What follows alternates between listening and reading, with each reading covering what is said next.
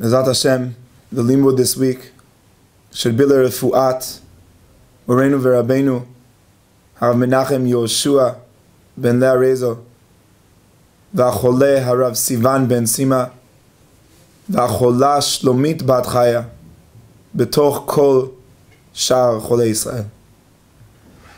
This week we end Sefer Vayikra, and even before opening up the parasha itself, the question we should ask ourselves is, what would be the way to finish a Sefer like Sefer Vayikra? In Sefer Vayikra, we dealt with the korbanot, with the kohanim, tum'ah v'tara, and it stands out in a very different way than all of the other chumashim. The rest of the chumashim speak a lot about the relationship between God and Am Yisrael. They speak about Ben Adam Lechavero.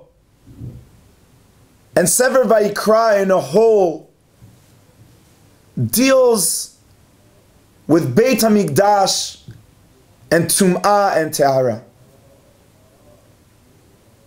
And so we would think that the ending of the Sefer would be some sort of conclusion. What is the meaning and depth of Tum'ah v'Tahara and Beit HaMikdash?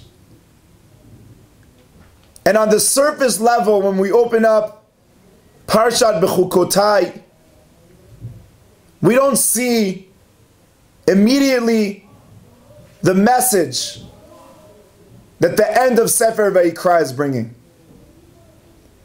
And through one midrash and the Sefat Emet, we want to try and understand the first pasuk of Parashat Bechukotai as the meaning of the entire Sefer of all of Vayikra. So the midrash Vayikra Rabbah, to explain the pasuk in Bechukotai Telechu, brings in another pasuk. Chishavti drachai ve'ashiva raglai el edotecha. The pasuk says, Chishavti drachai. It starts from machshava, from the mind. Ve'ashiva raglai, and I'll make my feet return. So the Midrash explains, what does this pasuk mean? Amar David, Ribono shel olam, bekol yom v'yom hayiti mechashev ve'omer lemakom ploni ulebeit dira plonit ani holech. והיו רגלי מביאות אותי לבתי כנסיות ubatei midrashot. The parable of this sentence is that there are two parts. There's the machshava and the regel. And says David HaMelech, Ribono shel Olam, he davens, and he says that every single day, my machshava should teach my feet where to go. So we see that what stands out from the Midrash is two different elements of man. One is the mind, and the other is the feet. But what another thing that we see in the Midrash is David HaMelech's tefillah. He mamish davens to Hashem. And he says, let my raglayim move by my machshava. So the Sefat Emet explains on this Midrash, Raglai hi darga tachtona. He says the regel is a symbol of the lowest level. First of all, physically, the lowest part of man is his feet. But also symbolically, the feet don't have so much essence of their own. They can't create, they can't do. Whereas more the other parts of our body, our hands, they build. Our face with all the different parts of our face, our eyes, our ears, our nose, our mouth, perceive the world, give to the world. But our legs, they don't do anything except for walking from one area to another. That's all they do. That's darga tachtona, physically, symbolically. Umachshava. The machshava comes from your mind. Berosh ha'adam. So understands the Sefat Emet, we're dealing with two opposites. The machshava physically is the highest area of man, but it's also where man could do the most. It's where man can think, where man could bring the world into his own essence, and through that figure out how to give different commandments to different parts of your body. There's nothing more godly than the mind. And says the Midrash, we need to find the combination that the raglaim will be moved by the machshava. So says the Sefat Emet, V'sof ma'aseh b'machshava tchila.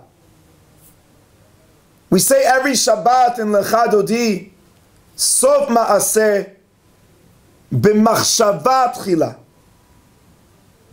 Some of us might think that the physical actions we do in the world are meaningless.